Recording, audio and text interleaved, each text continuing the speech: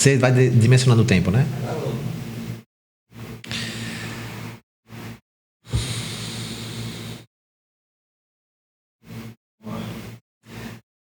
Olá a todos, estamos aqui para mais um episódio do nosso TrincaCast e hoje nós vamos falar sobre um tema que na verdade deveria ser uma coisa que não precisaria estar sendo tão debatida, que é o planejamento na Lei 14.133. Planejamento que já deveria, como eu disse, constar nos princípios daqueles que trabalham com a administração pública, trabalham com licitações, que é a nossa área, né? Mas que a Lei 14.133 trouxe alguns normativos, alguns dispositivos, alguns pontos importantes e mais clarificados para que o servidor público consiga conduzir melhor as suas contratações. E dentro desses dispositivos que se relacionam ao planejamento, dentro desses institutos, a lei trouxe o ETP, que já existia antes, em alguns casos mais isolados, mas agora trouxe de uma forma um pouco mais contundente. E nós vamos falar então hoje sobre o ETP, mas não vamos falar somente sobre o ETP. Se eu tivesse que dar um título para esse podcast, seria o perigo do ETP protocolar. O ETP protocolar, aquele ETP que a gente sabe, que é aquele copia e cola e etc. Mas eu não vou dar spoiler agora. Vou primeiro passar a palavra para meus amigos Karina Calazans e Bruno Maciel, começando pela Karina, para que façam as honras e se apresentem novamente. Karina. Olá a todos, é um prazer imenso. A gente deu um tempinho sem gravar um podcast, mas estamos de volta. É o primeiro do ano. É o primeiro do ano. É mesmo? De 2026. Caramba! Olha, o tempo passa. Mas vamos conversar com o ETP, planejamento. Vai ser um papo bem legal. Vocês vão conseguir entender a necessidade, a importância e a segurança jurídica que temos em fazer e elaborar um bom estudo técnico preliminar. Ok. Eu não lembrava que é o primeiro do ano, não. Não lembrava. Vamos nos planejar para fazer mais, né? Bruno, seja bem-vindo. Bom, pessoal, é sempre uma satisfação estar aqui com vocês mais uma vez para a gente tratar sobre compras públicas. Esse tema palpitante, tema que trabalhei bastante por alguns anos, ministro aula sobre isso. Então, gosto muito de falar sobre ETP. E vamos lá, Jorge, vamos começar esse bate-papo. Sem maiores delongas, né? Vejam só, gente. O ETP, ele é meio que um protagonista da fase preparatória. Você acha que se a gente tirar o DFD, que é aquele documento de formalização da demanda, o ETP é que meio que inaugura a fase preparatória, porque a gente vai ali fazer o estudo daquela demanda, dos serviços que vão ser contratados pela administração. Então, ele é um instrumento central da contratação pública contemporânea. Tá? Há quem considere ele como o principal e mais difícil artefato da etapa de planejamento. Por quê? Porque se você parar para pensar, e aí eu já passei por diversas situações parecidas com clientes, com empresas, inclusive conversando com ontem, a administração ela falha muito na hora de planejar a contratação.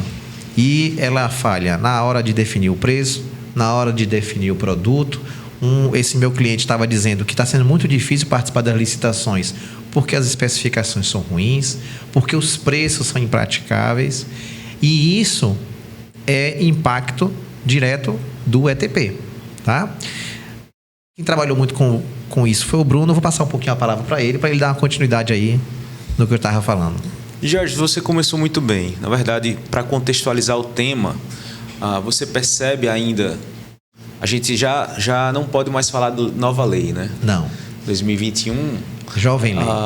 Jovem lei, boa. Jovem lei. Você percebe ainda essa dificuldade do ETP e você vê em processos o chamado ETP protocolar, aquele burocrático, aquele feito por fazer.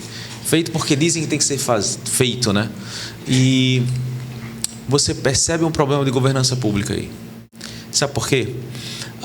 O ETP... Esses novos artefatos de planejamento exigem que a administração pública seja mais profissional.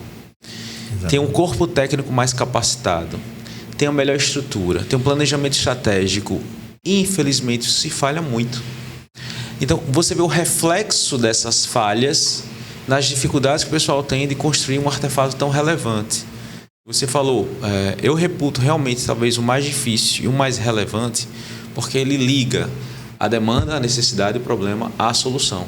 Ele está no meio do campo, ele faz esse elo. E é muito complicado, não é simples você fazer esse elo. Exige muito estudo, muito trabalho. Então, ele é o mais relevante, ele é o mais importante, e a administração pública tem falhado nisso. Tanto é a quantidade de estudos que a gente tem que fazer, de capacitações que a gente tem que fazer, estruturar o pessoal para trabalhar com isso, né, Karina? Porque a dificuldade que se tem é descrever essa necessidade. Qual o problema público a ser resolvido? Então, o ETP, ele parte dessa necessidade que foi levantada no documento de formalização da demanda para fazer um estudo. O estudo das soluções que o mercado tem para resolver o meu problema. Qual a melhor solução que técnica e economicamente venha a resolver esse problema.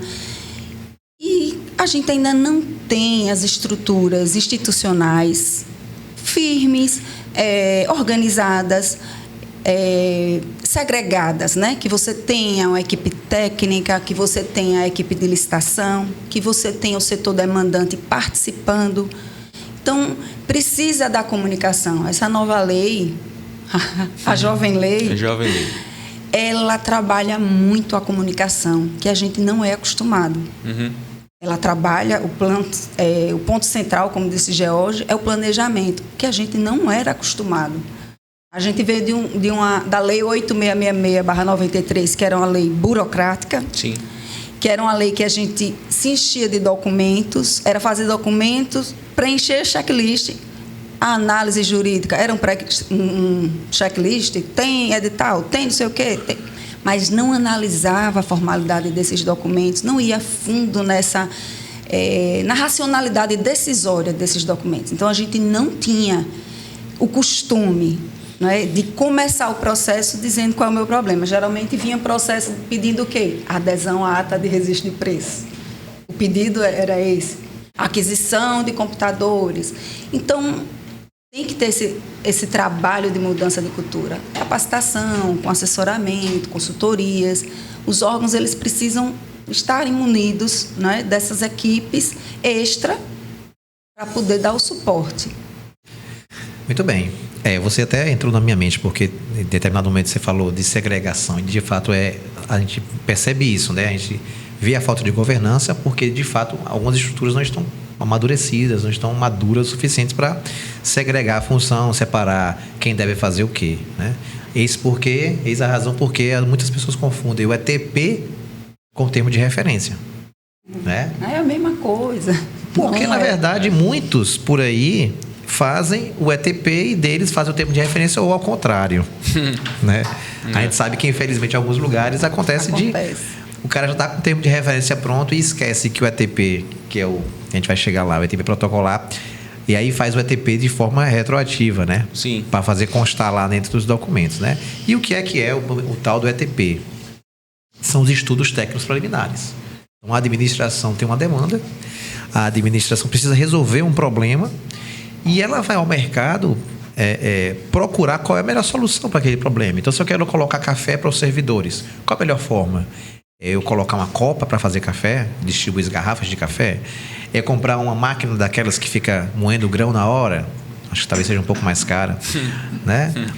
Ou eu colocar uma máquina expresso em cada setor? Enfim, eu vou estudar essas soluções para trazer, e aí sim, de posse dessa melhor solução, eu vou ter a necessidade de descrever ela.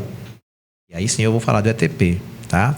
Mas, Bruno, esse ETP, quando ele é protocolar, ele faz essa investigação de mercado?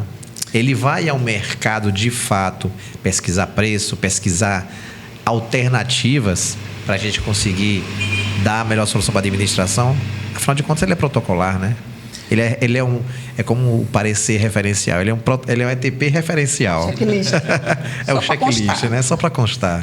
A gente está chamando de protocolar para não dar um nome mais pesado, como falacioso, mentiroso, burocrático demais. Porque, como a gente falou antes, ele é o mais relevante e o mais difícil.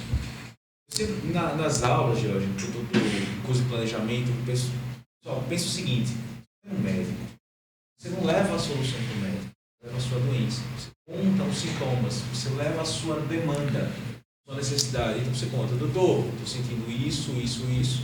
As características, ele faz algumas perguntas para tentar estudar a necessidade, o problema, a demanda, certo? Então o que é que o médico faz? Ele já tem um conhecimento prévio, porque ele é especialista na área, mas ele pode pedir exames. Ele vai estudar a sua doença, a sua necessidade. Ele vai fazer um ETP para identificar o seu problema. Excelente, e adorei. Após ele vai prescrever a medicação, o tratamento, que é justamente o termo de referência para resolver aquele problema. Então, é assim que se faz. A gente começa os processos, acho que fala a gente, a administração pública, já dizendo qual é a solução, já pulando a etapa do estudo, já se tratando como se fosse o próprio médico que trata a própria doença e trazendo o próprio tratamento, que seria o termo de referência. Mas, com todo respeito à classe médica, existe também o médico que dá a receita protocolar também, né? Vale a pena essa crítica. Vale a pena a crítica. Acontece, infelizmente acontece. Existe a receita protocolar. Mas é interessante a analogia, gostei bastante. Eu pensei nessa analogia, na verdade me veio durante uma aula. Foi bem interessante, o pessoal compreendeu bem. E veja, o protocolar, ele não faz de fato o estudo que deveria ser feito. Ele não pesquisa o que deveria ter pesquisado. Ele copia os anteriores sem um critério, ou do coleguinha, do órgão vizinho, de forma sem critério nenhum. Né? Só copiando e pegando aquelas informações sem contextualizar e adequar a sua realidade, a sua necessidade. Porque o artigo 18... Não, 18? Bicho, agora ETP 18. É 18, né? Parágrafo 18 primeiro. mesmo. Karina está aqui. Karina 18. Quando a gente fala do planejamento, a lei fala para a gente levar em consideração todas as considerações técnicas, mercadológicas e de gestão. Então, você não vai pegar aquela sua necessidade e não fazer essa adaptação. Como é a sua gestão, qual é a quantidade de braço que você tem para trabalhar, quais são as considerações técnicas envolvidas no seu corpo de profissionais, na sua estrutura. Tudo isso tem que ser ponderado durante toda a fase de planejamento, principalmente durante o ETP. Ele não pode ser protocolar, ele tem que ser muito profissional. Eu vou passar a palavra para a Karina aqui, para ela continuar o que eu vou dizer aqui, que eu acho interessante, que, veja, não é só olhar para frente também, quando você vai elaborar um ETP, eu acho. Você também tem que olhar para trás. Vamos pensar, por exemplo, a aquisição de imobiliário. Tá? A gente vai ao mercado procurar melhor solução. Mas a gente também pode investigar o que é que deu errado na contratação anterior. Muitas vezes a gente compra um produto ruim, ele mal se sustenta durante o período de garantia, depois quebra, depois ele fica sucateado. E aí eu acho que é a importância de você fazer uma retrospectiva nesse ETP. Sim. Saber também, né, o que está acontecendo para trás, para pensar para frente. Não adianta eu fazer um ETP pensando que é a solução para frente, sem saber o que aconteceu antes. Né, Karina? É nesse momento que os atores têm que estar envolvidos. É a questão da comunicação. Então, o fiscal, ele deve vir para essa etapa de planejamento para colaborar. Ele deve dizer, olhe, na contratação anterior, nós pedimos tais e tais documentos e não é pertinente. Isso é um custo. Sim. Ele pode dizer, olha, eu precisei, inclusive, de uns equipamentos para melhorar o funcionamento do serviço e não estava planilhado, não pude pedir, não tinha limite mais de aditivo. Então, tudo isso é trazido ao processo, as contratações anteriores, para quê? Para que eu já pense no futuro e eu não repita os mesmos erros. O pregoeiro pode dizer, olha, sofremos com muitas impugnações e pedidos de esclarecimentos. Sim, acontece. Que às vezes a gente tem o quê? Aquele TR anterior, cola copia, vamos puxar o TR anterior para fazer o ETP, porque a nova lei exige o ETP, antes não tinha ETP, não é? E aí você esquece do edital, da licitação. E naquela licitação aconteceu a impugnação, teve pedidos de esclarecimentos que algumas informações alteraram o termo de referência. Então, é bom que o pregoeiro venha ajudar. Então, esse documento ele é colaborativo. A gente tem que trabalhar a lei de licitações na fase de colaboração. É sentar, é se reunir, é discutir. É aquela análise de mercado muito bem feita, para que a gente entenda mesmo e consiga estudar a melhor solução. Além do que a gente pode entender é o seguinte: aquela solução que se mostrou a melhor naquele momento, daqui a um ano pode não ser a melhor. Exatamente. principalmente a área de tecnologia, vamos dizer assim. Sim. Não está descartando as demais. Mas tem áreas que nós precisamos estar o tempo todo vigilantes, porque elas são muito dinâmicas, então a gente precisa estar o tempo todo estudando sobre o assunto. E é um princípio, no artigo 11, né, o caput do artigo 11, talvez o mais importante possível, da nova lei, a jovem lei, que ele fala que é o desenvolvimento nacional sustentável incentiva a inovação. Inovação. E inovação é em qualquer área. Você pode ter uma inovação na área de limpeza, e gastar menos produtos químicos, gastar menos água. Você está incentivando o desenvolvimento nacional sustentável, estações de compras públicas sustentáveis nesse sentido, a questão do ciclo de vida do objeto, de você gastar menos. Então, isso tudo é pensado no ETP, porque é nessa fase que se estuda o problema, se estuda o mercado, se estuda as soluções, se estuda o passado. Né? Então, você traz o fiscal, como Karina falou, para a equipe de planejamento agora, para auxiliar na construção desses documentos, artefatos, ele identificar os problemas, não só os problemas, e o que deu certo também. Sim. O que deu certo para reforçar. Ou ele pode dizer, vamos subir a régua, vamos melhorar a qualidade.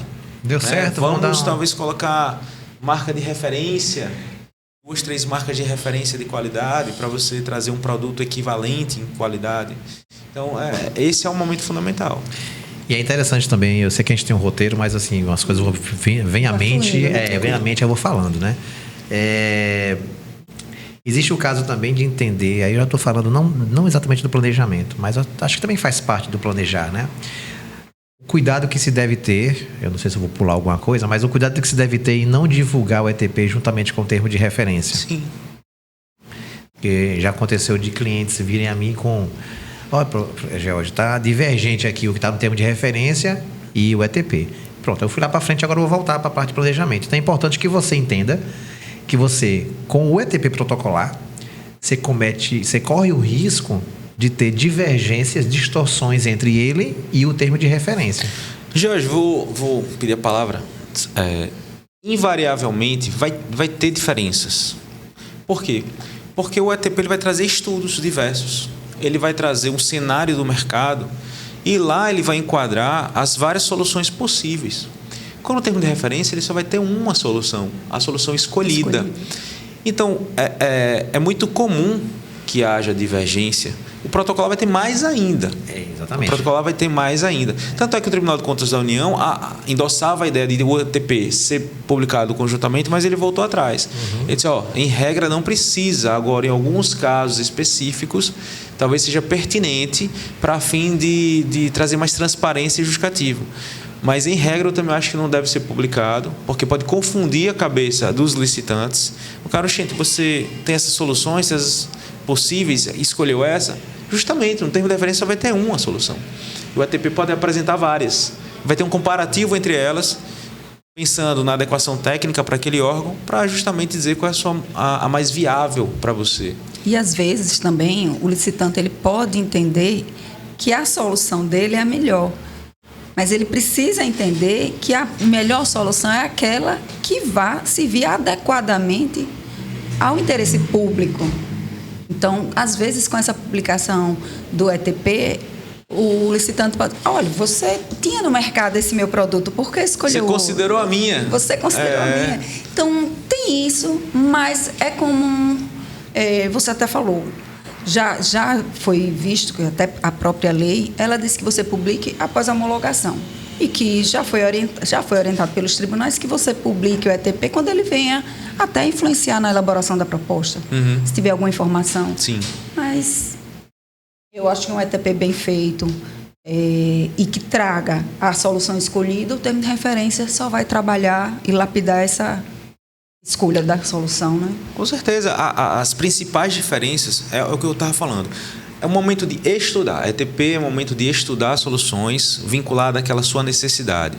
Então, é muito importante o DFD, documento de formalização de demanda, muito bem caracterizado, muito bem escrito, para que quem vai estudar essa necessidade entenda muito bem de fato o que está precisando.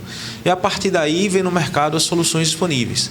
O termo de referência é a solução pronta posta, já fruto de um filtro feito durante o ETP. O ETP ele vai trazer justificativas, como por exemplo, estudamos que no mercado, ou nossas necessidades, é melhor a marca X. Ou estudamos no mercado que a gente precisa exigir tal laudo, tal certificação. Essas justificativas vão estar no ETP. O termo de referência ele só vai dizer a marca é X. A justificativa já está lá. Já está no ETP, já está no corpo do processo do planejamento.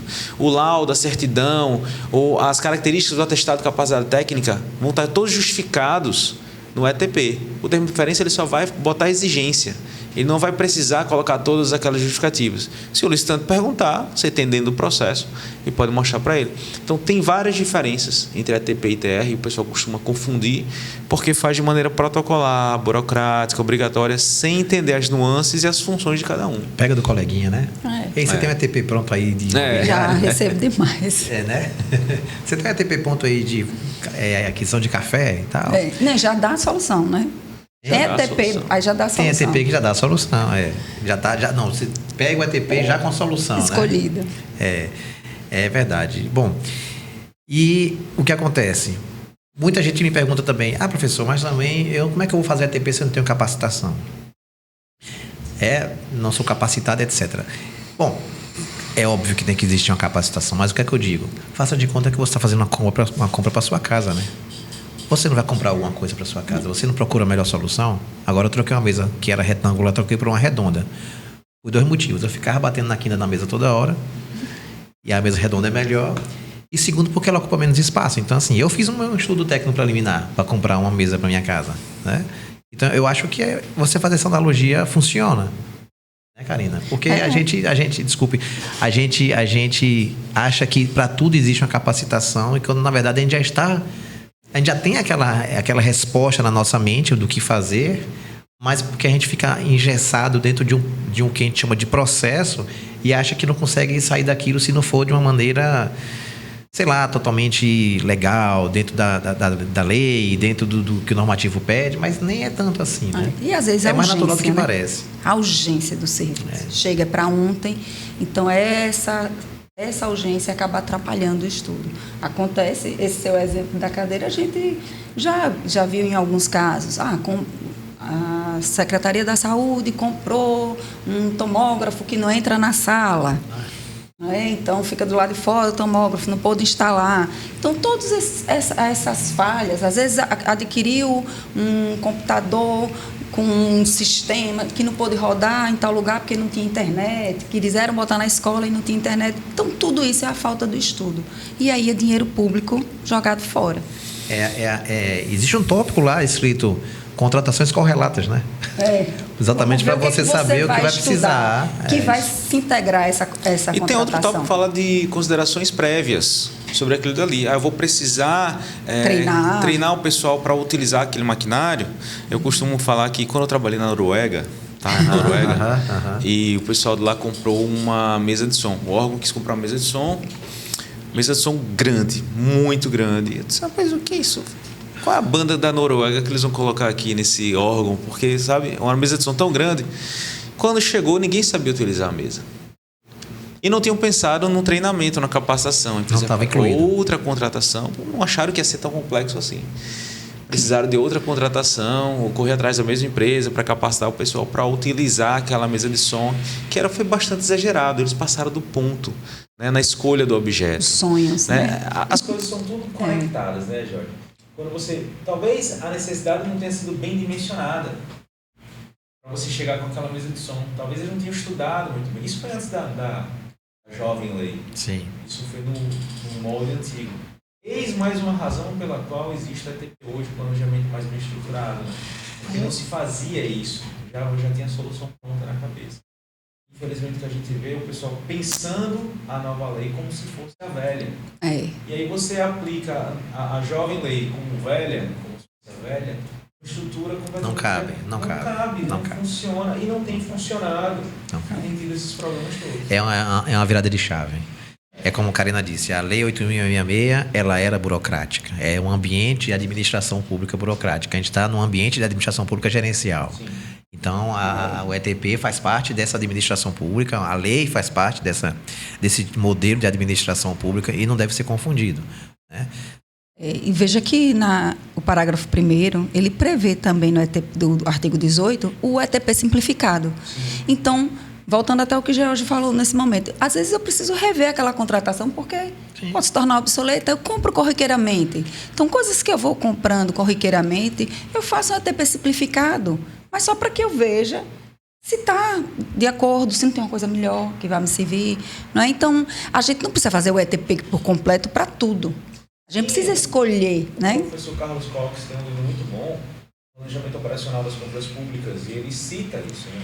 Toda vez que você vai ter a contratação corriqueira, comum, ordinária, que é a maioria, está sempre comprando as mesmas coisas, não precisaria fazer aquele estudo completo. Né? Você faria um estudo simplificado, daqueles pontos fundamentais.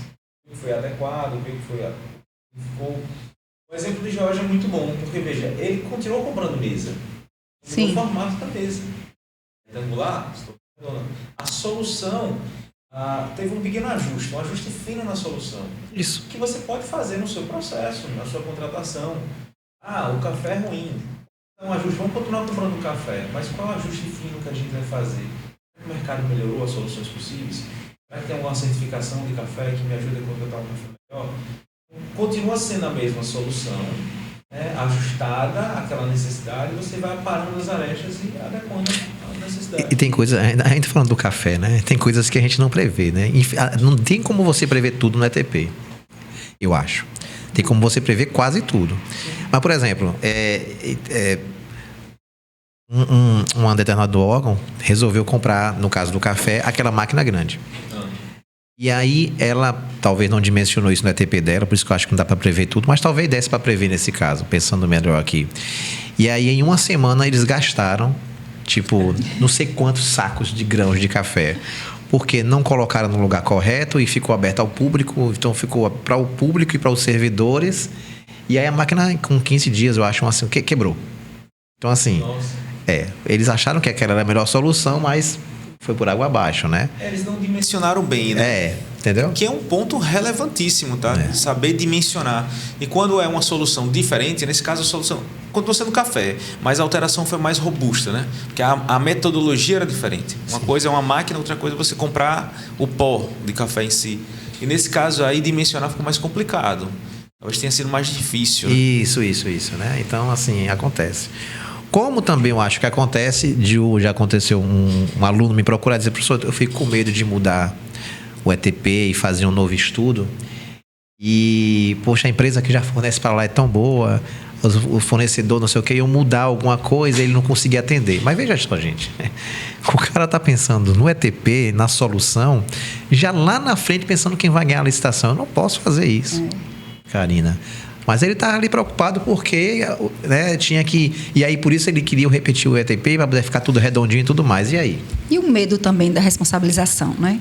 Sim. Vou copiar o ETP de tal órgão que deu certo, porque se eu fizer alguma coisa errada, eu vou ser responsabilizado. Se eu fiz a trilha decisória toda no meu ETP, escolhendo uma solução, e eu direcionei, o culpado sou eu, que elaborei o documento. Então, às vezes, por medo... cola a copia de outro órgão e aquilo que você falou, não faz a conexão com a realidade do órgão dele. Mas eu falando, o cara, ele queria repetir o ETP dele mesmo. O dele mesmo. Que acontece nas contratações corriqueiras, né? Com medo de perder né? Mas ele estava preocupado em perder o universo de licitantes dele, né? Mas diante do medo é que você tem que estudar mais. Diante do medo é que você tem que se debruçar mais sobre o ETP, que é o momento do estudo, para justamente você ter mais confiança, segurança e certeza na solução que você vai escolher. E, diante do medo, ele escolher copiar o dos outros é o pior caminho. Esse é o ETP protocolar que a gente está rechaçando. Esse é falacioso, porque você não estudou, você só copiou. Você não foi pesquisar, você não foi se adequar à sua realidade, à sua necessidade, à sua estrutura, à sua dimensão econômico-financeira. Você simplesmente, com medo, procurou o caminho mais fácil. Sinceramente, com medo, você tem que procurar o caminho talvez mais difícil, que é aquele que você estuda, fundamenta, pesquisa. O ETP ele não vai se resumir a um documento só, ele vai ser talvez um conjunto de documentos, né, comprobatórios que você foi atrás, tá aqui um folder da marca X. Tem as evidências, tá aqui. né? Exatamente, as provas Tá comprovado, não adianta daquele estudo. É tal qual os exames do que o médico pediu. Vai ter um exame lá. Vai ter um raio-x. Vai dizer, eu tomei a decisão com base nesse exame. Exatamente, é por aí. Então você vai ter um conjunto de documentos que vão se juntar, né, e formar um ETP mais estruturado. E precisa estar comprovado. Não só você fundamentar, como comprovar. Porque, às vezes, você vê que em algum ETP ele diz: o meu órgão possui 25 mil servidores.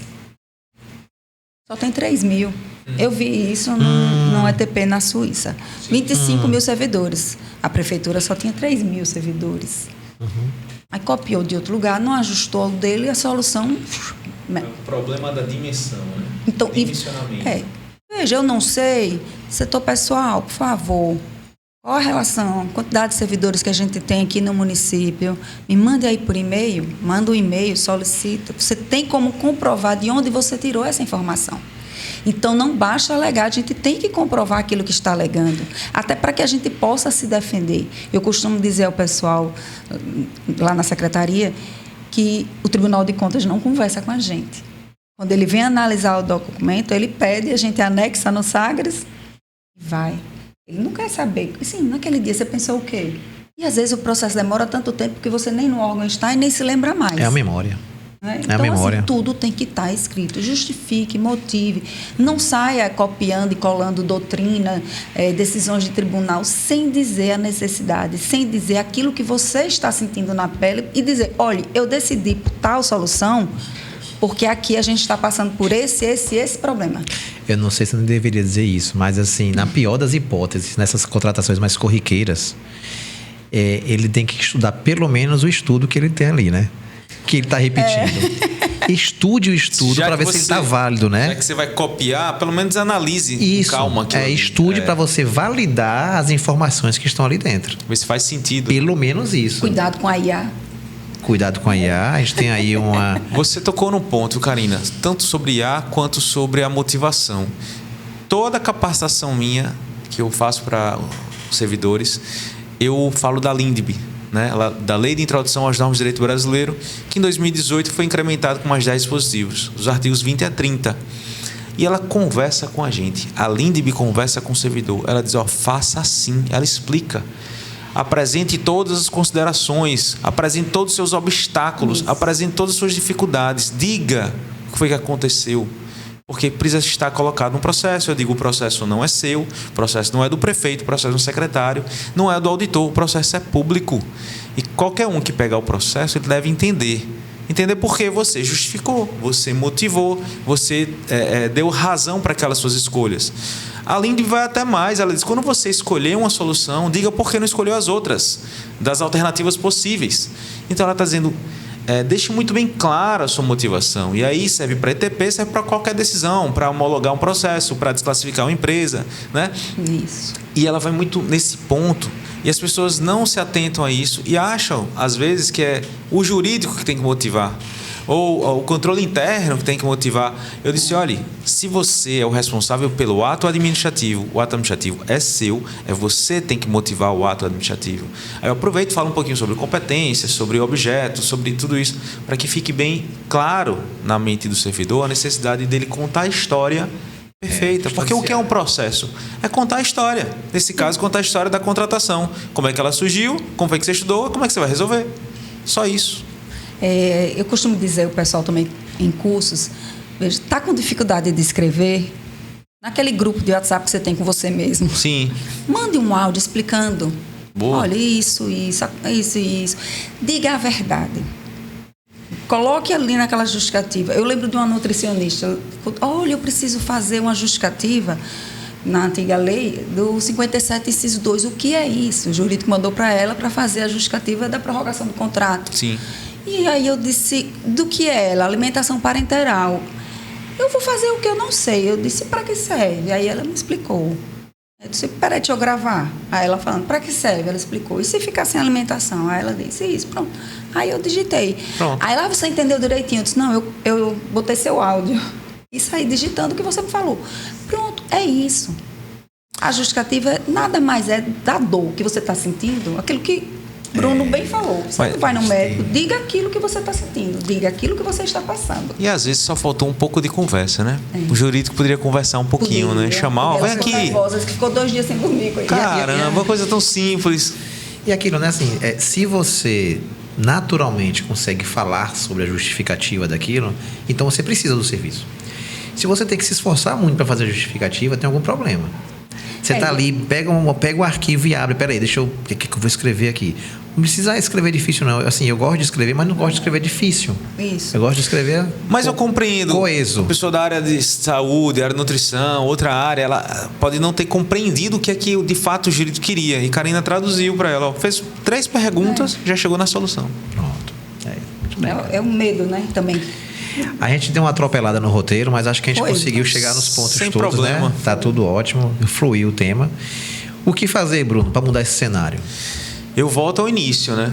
Conscientizar a administração pública, a alta cúpula, principalmente, que acho que ainda está distante desse debate. Artigo 11, parágrafo único. O parágrafo único, justamente, a responsabilidade da governança é da alta administração.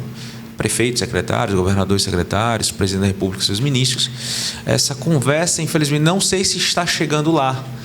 Talvez esteja ainda aqui na parte de baixo, na parte mais operacional e não na parte estratégica, baixo clero. Porque tem que chegar lá de alguma maneira. Eles devem se conscientizar da necessidade de estabelecer estruturas, estabelecer controles, para procurar eficiência, efetividade e eficácia nas licitações e contratações. Isso tudo é texto do artigo 11, parágrafo único. Sim. E é responsabilidade deles. Porque eles tomando o pé disso, que precisa capacitar o seu quadro de profissionais para que eles entendam fazer uma justificativa, para que eles entendam a necessidade do ETP não ser burocrático. Eles entendam que o ETP é um estudo, é uma análise que faz a ligação entre a necessidade e a solução. Para que eles entendam que é preciso pensar no ETP e no planejamento como um todo de uma maneira sistemática, de uma maneira que entenda a necessidade daquele órgão, não é? Você não pensar só nos outros ou pensar em copiar dos outros sem critério algum, ou usar IA, que você falou, sem critério.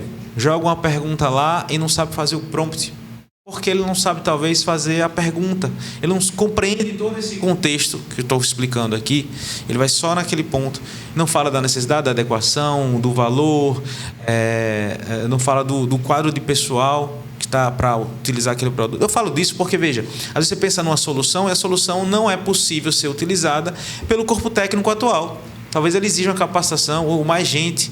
Então tudo isso tem que ser pensado. Primeiro, leva para a alta administração, chega nela essa responsabilidade de capacitar e estruturar melhor a área de planejamento. Eu vou falar de uma maneira bem simples, para que todo mundo entenda, né? Se a gente encarar o documento, o ETP, como mais um documento, mais um fardo, porque existe isso, né, da administração. Você já acha que está fazendo muita coisa, que aí agora vem mais documento, agora eu tenho que me organizar, mas não. A gente está querendo nos colocar no eixo de que isso é uma atividade que deve ser natural. Uhum. Ele é solidificado em um documento, mas é uma atividade que deve ser natural do servidor.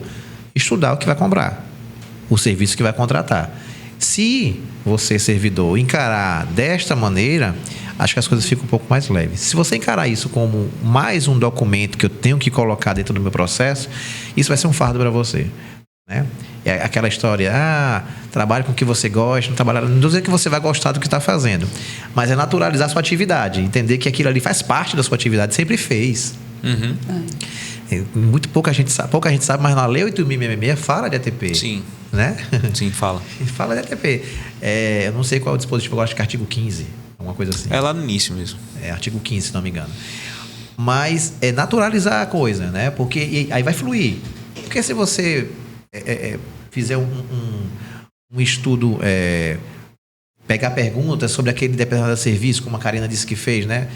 Elaborar perguntas, conversar com o setor, com a área demandante, ou você já é a área demandante, vai fazer o estudo, aquilo ali está na sua cabeça, só você botar para fora, entendeu? Uhum.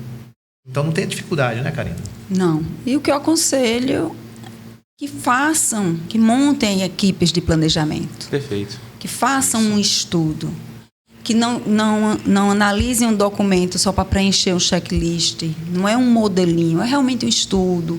Vão ao mercado, veja a melhor solução, analise cada resultado que você pretende com aquela contratação, para que você veja realmente qual a solução técnica e economicamente mais vantajosa para a administração. Porque esse percurso de decisões vão subsidiar a autoridade competente a aprovar. Então, se, porventura, esse processo venha a ser analisado pelo Tribunal de Contas e você venha a ser chamado, venha a ser notificado, vai estar lá a sua decisão, vão estar lá os seus motivos. E aí, até pela LINDB, né, o auditor ele vai analisar pelo fato concreto, pelo caso concreto, pelo que você colocou. Bom, veja, no órgão de Bruno, o ideal era aquisição, mas no meu, pela situação, era locação. Então, não tem a melhor solução. O tribunal vai dizer a melhor é essa ou aquela. Não, ele vai olhar se seu ETP ele tem uma decisão, uma rastreabilidade de decisão, se ele tem a racionalidade, se ele está dizendo motivos. Né? Se os motivos estão lá. Só um adendo aqui sobre o que Bruno falou da alta administração. Né? Os lugares onde eu já trabalhei, eu acho que existe a necessidade da alta administração encorajar isso. Não apressar, encorajar, né? Por exemplo, eu sou do departamento de licitação, mas vez ou outra eu sou consultado. A gente está querendo fazer isso, o que é que você acha? Eu não estou da fase preparatória, eu não sou da fase do ATP, né? Eu sou da seleção do fornecedor, mas eu dou uma outra opino aqui, ali, porque somos professores, é natural que opine a gente, não há problema. Aí eu disse, olha, eu acho que você deve construir por esse caminho aqui. Eu quero fazer um registro de preço, eu quero fazer uma contratação direta. Eu acho que você deveria ir por esse caminho aqui. Estude esse caminho. Né? E isso eu faço porque eu tenho uma validação da auto-administração. E não querer apressar as coisas. Olha, dê um jeito, não. Estude aí, o que é que você acha? E ter o respeito para a decisão do baixo clero. Sim, com certeza. Ter respeito, porque se o cara chegar e dizer assim, olha, eu acho que a melhor solução é colocar, a gente vai acabar o debate aqui falando de café, tá? Eu quero colocar uma máquina de café expresso em cada sala. Não vai ser o gestor, o auto-administração, que vai dizer assim, não, eu quero que bote. Então, peraí, você fazer o TP você, então. Entendeu? Tem que respeitar isso também, porque tem muito medo desse sentido também, né? Sim. O medo passa por isso também. Com certeza. Não é o que a auto-administração quer. E quem diz que ele sabe o que é o certo, o que é melhor? Talvez não, entendeu? Mais alguma consideração, senhores e senhoras? Não, era isso mesmo. Não tem um palpitante, daria para falar mais 3 horas, mas vamos encerrar, né? Nós temos uma limitação. Acho que conseguimos fazer a maior parte ou quase todo o roteiro da gente. Não tenham medo de fazer o ATP, não tenham medo de parar o tempo de vocês.